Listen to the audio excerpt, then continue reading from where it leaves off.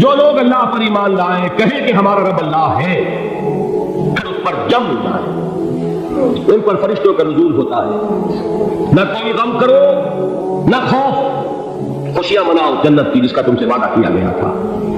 اللہ کی ربوبیت پر اطمینان جب انسان کو ہو جاتا ہے، میرا رب اللہ ہے، ربی اللہ، انسان کے لیے نہ کوئی کھٹکا، نہ کوئی خطرہ، نہ کوئی خوف، نہ کوئی حزن۔ جو کچھ ہو رہا ہے کس کے اذن سے ہو رہا ہے؟ اللہ کے اذن سے۔ اللہ کے اذن کے بغیر پتہ تک نہیں ہلتا۔ یہ کوئی اندھا بہرا مادہ نہیں ہے جس سے مجھے کوئی خوف ہو۔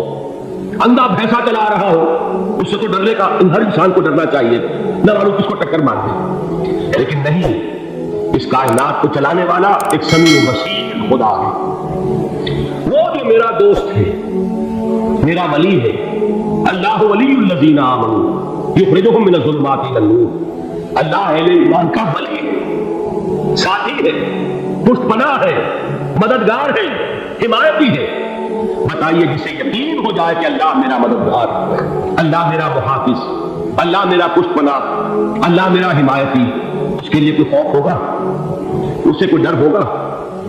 میں مثال دیا کرتا ہوں بہت سادہ، پنجاب کے دیہات کی، تو بڑا چودھری ہے اور کوئی غریب کسان ہے۔ اس غریب کسان کی کہ جانوروں کو ہر وقت اندیشہ ہوگا چوری کا، کوئی میری بھینس کھول کر نہ لے جائے، کوئی میرا بیل کھول کر نہ لے جائے، لیکن جس کے بارے میں یہ سب کو معلوم ہو کہ وہ جو بڑا چودھری ہے وہ اس کا دوست ہے، اس کی بچیا کو کوئی خوف ہوگا؟ اس کی بھینس پر کوئی ہاتھ ڈالے گا؟ اسے کوئی اندیشہ ہوگا؟ نہیں۔ کیوں؟ کہ وہ بڑا چودھری، بڑا اس کا یہاں کا سردار، جاگیردار، سب کو معلوم ہے وہ میرا دوست ہے، کوئی میرے خلاف اقدام نہیں کر سکتا۔ اس دنیا میں یہ چھوٹی سی بات اگر آپ کے دلی اطمینان اور سکون کا باعث بن سکتی ہے تو ذرا تصور کیجئے۔ میں لفظ تصور استعمال کروں گا صرف اس لیے کہ اس کا ہم جس کو کہتے ہیں ادراک اور شعور کر نہیں سکتے، اگر کے ساتھ کر سکتے۔ اگر یقین ہو کہ اللہ میرا مددگار اور یقین ہو کہ اللہ ہر آن میرے ساتھ ہے، پھر کوئی خوف؟ کس کا خوف؟ کوئی شے اللہ سے بالا تر ہے؟ کوئی قوت اس سے زیادہ طاقتور ہے؟ کوئی اس کے ارادے کو بدلنے والا ہے؟ کوئی اس کی مشیت کے آڑے آنے والا ہے؟ یہی بات ہے جو حضور نے فرمائی، یہ ایمان کا حاصل ہے لب لباب۔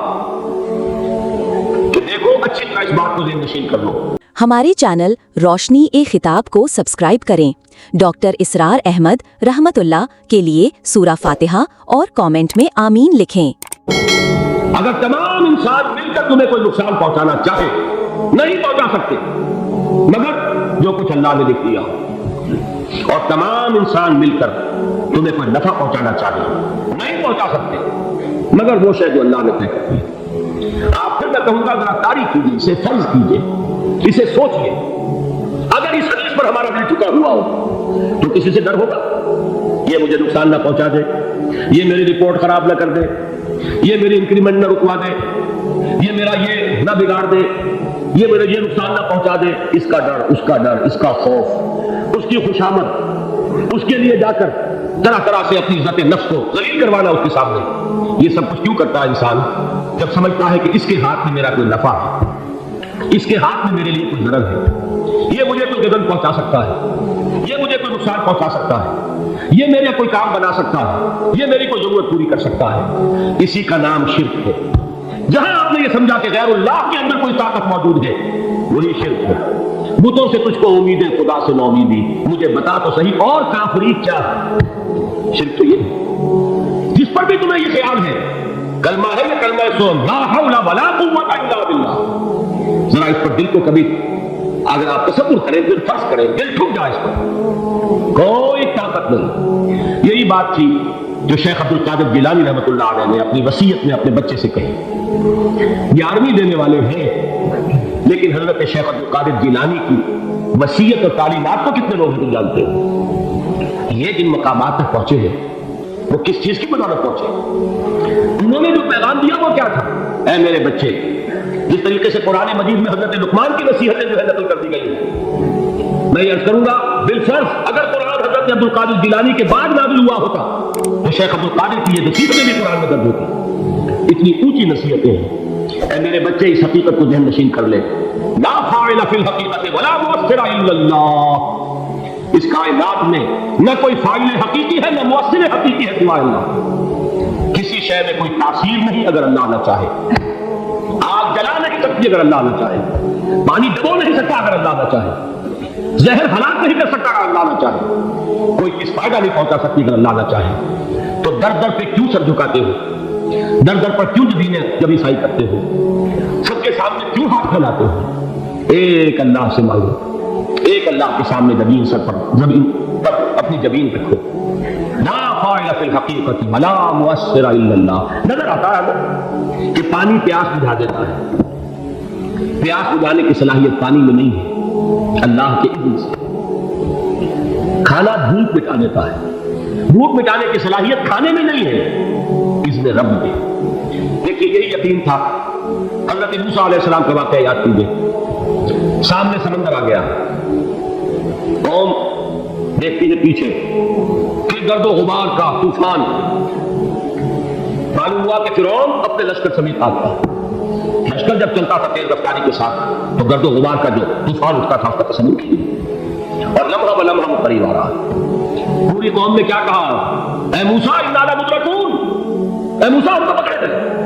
قرآن مجید میں تو یہاں وہ باتیں نہیں لکھی ہیں، لیکن تورات میں یہ درج ہے کہ بنی اسرائیل جھگڑنے لگے. دست و گریبان ہو گئے موسیٰ کے ساتھ. موسیٰ نے یہاں فرمایا لا تو اس سے تو ہم ہی بہتر تھے. وہاں کھانے کو ملتا تھا، زندگی تو تھی، بیدار ہم کر رہے تھے، موت تو نہیں تھی. اب جو کچھ ہوگا اس کا تصور کرو. جس طریقے سے ہمارے ٹکڑے اڑائے جائیں گے تو لڑ رہے ہیں حضرت موسیٰ علیہ السلام سے. یہ تورات کی تفسیر ہے. قرآن میں صرف اتنا آیا ہے، پریشان ہو کر انہوں نے کہا انا لمدرکون. موسیٰ ہم کو پکڑے گئے. اس وقت موسیٰ کا جواب کیا ہے؟ کلا ان معی ربی سیہدین. نہیں، میرے ساتھ میرا رب ہے، وہ راستہ دے گا. بتائیے کہاں راستہ نظر آ رہا ہے؟ یہ ہے ایمان بالغیب. راستہ نظر نہ آئے تب اللہ پر یقین ایمان ہے. جیب میں پیسے ہو تب دل کو اطمینان ہے تو ایمان کس پر ہوا؟ پیسے پر، اللہ پر نہیں. جب وسائل و ذرائع نہ ہو اور پھر یقین ہو کہ اللہ مسبب الاسباب ہے، وہ اسباب کا پابند نہیں ہے، وہ اسباب کا محتاج نہیں ہے، اسباب اس کے محتاج ہے. اگر یہ یقین ہے تو اللہ پر ایمان ہے. یہ نہیں ہے تو تمہارا ایمان اسباب پر ہے، وسائل پر ہے، ذرائع پر ہے، مادیات پر ہے، اللہ پر نہیں. اس وقت کہاں راستہ تھا؟ وہ راستہ تھا سمندر ہے اور ادھر سے لشکر آ گیا ہے. کلا ان معی ربی سیہدین. اب دیکھیے ایمان کہہ دینا آسان ہے، ہوا معکم اینما کنتم. جہاں کہیں بھی تم ہوتے ہو اللہ تمہارے ساتھ ہوتا ہے. لیکن اس کا یقین قائم ہو جائے تو زمین و آسمان کا فرق واقع ہو جائے. یہی بات ہے حضور کے ساتھ. غار ہے، چھپے ہوئے ہیں محمد رسول اللہ اور آپ کے وہ یار غار ابو بکر صدیق رضی اللہ تعالی عنہ. اقبال نے حضرت ابو بکر کی شان میں چند اشعار کہے صرف، لیکن واقعہ یہ ہے کہ بھاری بھاری نظموں پر اور قصیدوں پر بھاری، طویل ترین نظمیں اور قصیدے ہوں ان پر بھاری. ہمتیں ابو بکر کی ہمت جو ہے کشت ملت را جو اب جیسے بارش سے کھیتی اپجتی ہے، ابو بکر کی ہمت اور عظیمت اس امت کو اسی طرح سینچنے والی ہے. ثانیے اسلام و غار و بدر و کب. وہ دوسرے تھے اسلام میں، دوسرے. پہلے کون تھے؟ انا اول المومنین، حضور کی بات ہے، سب سے پہلا ایمان لانے والا میں. دوسرے ابو بکر. ویسے ہمارے ہاں یہ چلتا ہے اختلاف، حضرت علی پہلے ہے کہ حضرت ابو بکر پہلے ہے، لیکن اس میں بڑی خوبصورت تطبیق قائم کی ہے علماء نے اور بہت صحیح ہے. چار کے بارے میں فیصلہ ہی مت کرو کہ کون پہلے. ان کی ایک عجیب تقسیم کر دی ہے.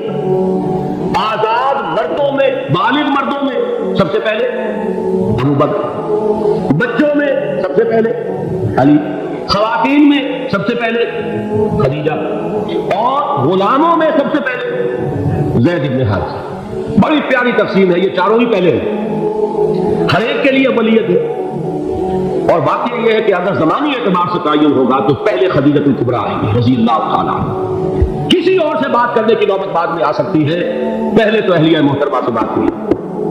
آتے ہی پہلی وحی ہوئی ہے. ابھی تبلیغ کا حکم نہیں تھا. کس کو بتایا واقعہ؟ ابھی اپنی نبوت کی تبلیغ کا تو حکم ہی نہیں آیا. واقعہ کس کا؟ وہ خدیجہ کا ہے۔ جب کہا ہے کہ خشیت علی نفسی، مجھے اپنی جان کا اندیشہ ہے، تو کیا جواب دیا خدیجہ نے رضی اللہ تعالی عنہا؟ وہ صدیقۃ الکبریٰ ہے، صدیقات جو ہے خواتین ان میں چوتھی مرتبہ الکبریٰ ہے رضی اللہ تعالی عنہ، اور صدیق جو مرد ہیں ان میں صدیق اکبر ہے ابو بکر صدیق رضی اللہ تعالی عنہ، لیکن صدیقات میں چوتھی۔ جب حضور نے فرمایا خشیت علی نفسی، کیا فرمایا، کیا عرض کیا، کیسے تسلی دی؟ نہیں اللہ آپ کو ضائع نہیں کرے گا، آپ غریبوں کے ہمدرد ہیں، آپ مساکین کے تکالیف رفع کرنے والے ہیں، آپ بیواؤں کی سرپرستی کرتے ہیں، آپ مسافروں کی خدمت کرتے ہیں، اللہ آپ کو ضائع نہیں کرے گا۔ یہ یقین ہے اس خاتون کے اندر۔ خیر وہ ایک علیحدہ بات ہو جائے گی، میرے دل پر حضرت خدیجہ رضی اللہ تعالیٰ عنہ کی شخصیت کا بڑا گہرا نقش، جو وہ کوئی اور یہ وقت موقع ہوا تو بیان ہوگا۔ بہرحال اقبال نے ایک مصرے میں جو 4 اقبالیتیں جمع کر دی ہیں، ہمتیں کشت امت را چو ابر، ثانی اسلام و غار و بدر و قبر۔ اسلام میں حضور کے بعد پہلے کون؟ ابو بکر۔ غار میں حضور کے ساتھ کون؟ ابو بکر۔ بدر کی رات اللہ کا رسول سر بسجود، وہ جھاڑ، وہ گھاس پھوس کی جو جھوپڑی بنائی گئی تھی، اور وہاں تلوار ننگی لے کر پہرا دینے والا کون؟ ابو بکر۔ اور اس حجرہ عائشہ میں محمد کے بعد سب سے پہلے دفن ہونے والا کون؟ ابو بکر رضی اللہ تعالیٰ عنہ صلی اللہ علیہ وسلم۔ وہ جو معاملہ سنا رہا تھا غار ثور کا، حضرت ابو بکر بھی حضور کے خیال سے لرز گئے ہیں۔ آپ کو یاد ہوگا کہ جا کر پہلے تمام جتنے سوراخ تھے انہیں بند کیا، ایک سوراخ رہ گیا تھا جس کو بند کرنے کے لیے کوئی کپڑا نہیں تھا، وہاں اپنی ایڑی رکھی ہے، تب کہا ہے حضور سے تشریف لائیے، اور اپنے زانوں پر حضور کو لٹایا ہے، اور وہاں کسی موذی جانور نے کاٹا ہے، حضور کی آنکھ لگ گئی تھی، اس وقت اس بل کے اندر جو بھی بچھو ہے کیا ہے واللہ عالم، اس نے کاٹا ہے، اس کی تکلیف کی وجہ سے ابو بکر کی آنکھوں سے آنسو ٹپک گئے، حضور کے چہرے مبارک پر پڑے ہیں، تو حضور جاگے ہیں، معاملہ کیا ہے؟ یہ نہیں ہے وہاں سے مبادہ میں جانور وہاں سے نکل کر محمد رسول اللہ کو کوئی گزن پہنچا دے، ابو بکر کی نہیں ہے، جس طرح چاہے کھا لے، ختم کر دے، جان نکل جائے تب کوئی آ جائے محمد پر پائے، لیکن جیتے جی نہیں، وہ ہے ابو بکر۔ حضور کے خیال سے اس وقت حضور نے پھر اپنا لعاب دہن لگایا ہے، اور اس سے پھر آپ کی تکلیف ختم ہوئی۔ جیسے خیبر میں حضرت علی کی آنکھ دکھ رہی تھی، اس کو جو شفا حاصل ہوئی وہ بھی حضور کے لعاب دہن سے ہوئی۔ تو بہرحال اس وقت انہوں نے کہا ہے کہ اے نبی یا رسول اللہ، اگر اس وقت ان میں سے کسی نے غیر ارادی طور پر بھی اپنے قدموں کی طرف جھانک لیا تو پکڑے جائے۔ کیا جواب تھا اللہ کے رسول کا؟ لا تحزن ان اللہ معنا، اللہ ہمارے ساتھ ہے، کیوں بولا کہ ابو بکر؟ یہ ہے ایمان باللہ، میرا خالق اللہ، میرا رازق اللہ، میرا محافظ اللہ، میرا مددگار اللہ، میرا پشت پناہ اللہ، میرا دوست اللہ۔ یہ دوستی ہے اللہ کی جو لب لباب ہے، حاصل ہے ایمان کا، اسی کا نام ولایت ہے۔ اولیاء اللہ کے سروں پر سین نہیں ہوتے، جس کے دل میں ایمان راسخ ہو چکا ہو وہی اللہ کا ولی ہے، جسے اللہ پر یقین ہو چکا ہے وہی اللہ کا ولی ہے، جسے یقین ہے اللہ میرے ساتھ ہے، میرا مددگار، میرا پشت پناہ، میرا ساتھی، میرا دوست، میرا محبوب، میرا محب۔ اللہ اہل ایمان سے محبت کرتا ہے۔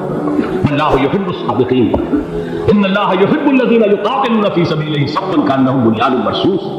اللہ محبت کرنے والا، اہل ایمان محبوب، اور اہل ایمان محبت کرنے والے اللہ محبوب۔ والذین آمنوا اشد حبا للہ۔ آپ تصور کیجئے جسے یہ رشتہ ایمان یا رشتہ ولایت حاصل ہو جائے، الا ان اولیاء اللہ لا خوف علیہم ولا هم یحزنون، آگاہ ہو جاؤ، اللہ کے دوستوں کے لیے نہ کوئی خوف ہے نہ کوئی حزن ہے۔ اگر آپ کو ویڈیو اچھی لگی تو چینل کو سبسکرائب کریں، ڈاکٹر اسرار احمد رحمت اللہ کے لیے سورہ فاتحہ اور کامنٹ میں آمین لکھیں۔